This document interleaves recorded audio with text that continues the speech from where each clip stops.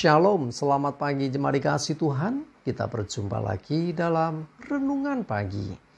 Mari pagi hari ini kita akan bersama-sama merenungkan firman Tuhan. Supaya dengan firman Tuhan, hidup dan iman kita dibangun dan diteguhkan. Sebab firman Tuhan kebenaran yang memerdekakan hidup kita. Firman Tuhan pedoman bagi kita. Dan bahkan firman Tuhan juga yang akan menuntun bahkan menerangi setiap langkah hidup kita. Mari jemaat dikasih Tuhan, sebelum kita merenungkan firman Tuhan pagi hari ini, kita akan berdoa supaya Tuhan yang mengurapi kita, Tuhan yang menyingkapkan dan menyatakan kebenaran firman-Nya, sehingga kita bisa menangkap setiap pesan Tuhan, mengerti akan kebenaran firman-Nya, serta melakukannya di dalam hidup kita. Mari kita akan berdoa terlebih dahulu. Bapa di surga, kami datang ke hadirat-Mu, kami mengucap syukur untuk segala rahmat anugerah atas segala berkat dan kemurahan-Mu ya Tuhan. Perlindungan-Mu, penyertaan-Mu, pertolongan-Mu atas hidup kami. Terima kasih ya Tuhan. Pagi hari ini kami akan merenungkan firman-Mu. Mari Tuhan, singkapkan dan nyatakan kebenaran firman-Mu atas kami semua. Dan Roh Kudus, urapilah kami ya Tuhan, sehingga kami bisa menangkap pesan Tuhan, mengerti akan kehendak-Mu ya Tuhan, serta melakukan kebenaran firman-Mu di dalam hidup kami. Terima kasih ya Tuhan. Dalam nama Tuhan Yesus, kami bersyukur dan berdoa. Amin. Mari jemaat dikasih Tuhan, sama-sama kita membuka Alkitab kita. Renungan pagi hari ini sambilkan dari Lukas 24 ayat 31 dan 32. Saya bacakan. Ketika itu terbukalah mata mereka dan mereka pun mengenal Dia, tetapi Ia lenyap dari tengah-tengah mereka. Kata mereka seorang kepada yang lain, bukankah hati kita berkobar-kobar ketika Ia berbicara dengan kita di tengah jalan dan ketika Ia menerangkan kitab suci kepada kita? Jemaat dikasih Tuhan, ini kisahnya ada dua murid. Ya, dari Yerusalem mereka pergi meninggalkan Yerusalem. Ya, kejadiannya setelah Yesus disalibkan, mati dan akhirnya sebenarnya Yesus bangkit lagi. Tapi dua murid ini meninggalkan Yerusalem. Di tengah jalan ngobrollah mereka.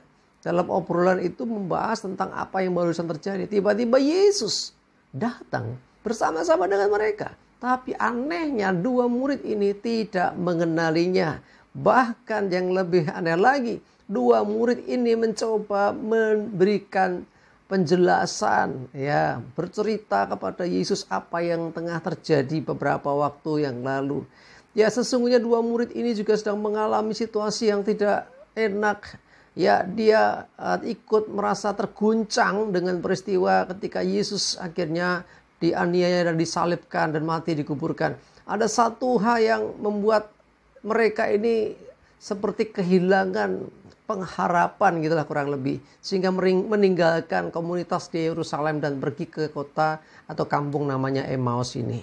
Tuhan gak ingin dia meninggalkan Yerusalem. Dia harus tinggal di sana bersama saudara yang lain. Karena itu Yesus menyertai mereka di perjalanan itu. Nah, anehnya mereka tidak mengenali. Cuma dikasih Tuhan. Itu juga sering terjadi tanpa kita sadari dalam hidup kita. Saat sedang galau, saat sedang kalut, saat sedang banyak pikiran. Kadang kita ini gak menyadari bahwa ada Tuhan itu beserta kita. Ada Tuhan yang terus ingin berinteraksi dan berkomunikasi dengan kita. Tetapi yang terjadi kita gak mengenalinya. Kita gak mengenali suaranya. Bahkan kita gak mengenali kehadirannya. Ini yang berbahaya. Ya, karena pikiran yang kacau. Ada banyak orang akhirnya mengambil jalan pintas. Karena pikiran yang galau itulah hati yang gundah gulana. Sehingga terjadi orang akhirnya mengambil jalan pintas. Bahkan tidak sedikit orang mencoba mengakhiri hidupnya. Kenapa? Karena ada iblis yang berperkara. Dan mereka sudah tidak mengenali akan suara Tuhan yang berbicara kepada dirinya. Cuma dikasih Tuhan. Saat engkau galau, saat bebanmu berat, pikiranmu berat, hatimu juga sedang sesak rasanya. Sedapat mungkin jangan tinggalkan komunitasmu.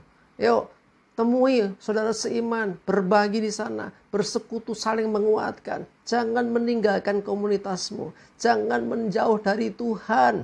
Ya, karena kalau sedang galau, Tuhan bicara apapun, firman Tuhan didengar seperti apapun, tidak ada yang masuk di hati. Bahkan tidak mengenali Tuhan, bahkan kadang-kadang yang tanda kutip gilanya lagi, ekstrimnya lagi. Kadang kita mencoba memberitahu Tuhan, loh, Tuhan, aku punya masalah begini loh, Tuhan, masalahnya begini loh. Kamu tahu nggak tuh Tuhan? Tanpa disadari ya, seperti ya dua murid ini, dia mencoba menjelaskan kepada Tuhan apa yang terjadi. Padahal yang diajak ngomong tuh Tuhan sendiri. Yang diajak ngomong nih termasuk ya yang mengalami sendiri, karena Tuhan Yesus sendiri.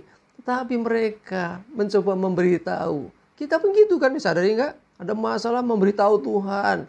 Bahkan akhirnya menjelaskan, begini loh Tuhan. Seakan-akan kita paling tahu. Hati-hati jemaat dikasih Tuhan. Saat galau, saat pikiran sedang berat, bebanmu berat, yuk justru jangan menjauh dari Tuhan. Dengarkan Tuhan, datang kepada Tuhan. Nyatakan kepada Tuhan bebanmu dan minta kekuatan dari Tuhan. Dan jangan meninggalkan komunitas, ya mungkin ada persekutuan di sana, mungkin ada komsel, ada kelompok-kelompok yang lain ya yang bisa membangun iman. Kalau ada Anda ikut dalam salah satu itu, ada masalah, jangan meninggalkan mereka. Ya mereka adalah saudara yang bisa menguatkan kita juga. Ya justru dalam komunitas ini kita bisa bertumbuh bersama, saling menguatkan, saling membangun iman. Ya, jangan meninggalkan seperti dua orang ini. Nggak jelas sih kenapa kalau ke Emmaus. Kalau kita baca lanjutannya, mereka pun kemudian balik pulang lagi. Setelah ketemu dengan Yesus, menyadari bahwa Yesus tadi yang bersama dengan mereka balik. Dan mereka sih ngomong, bukankah hati kita berkobar-kobar? Ya, cuma berkobar-kobar aja. Ketika ia berbicara dengan ajar dan menerangkan kitab suci. Iya, Tuhan menjelaskan luar biasa panjang lebar. Tetapi apa yang terjadi? Mereka tidak mengenali itu Tuhan yang sedang berbicara. Kita sering begitu. Ya, kita mendengar tapi nggak nangkep firman-Nya. Apalagi kita nggak suka yang ngomong siapa. Hati-hati.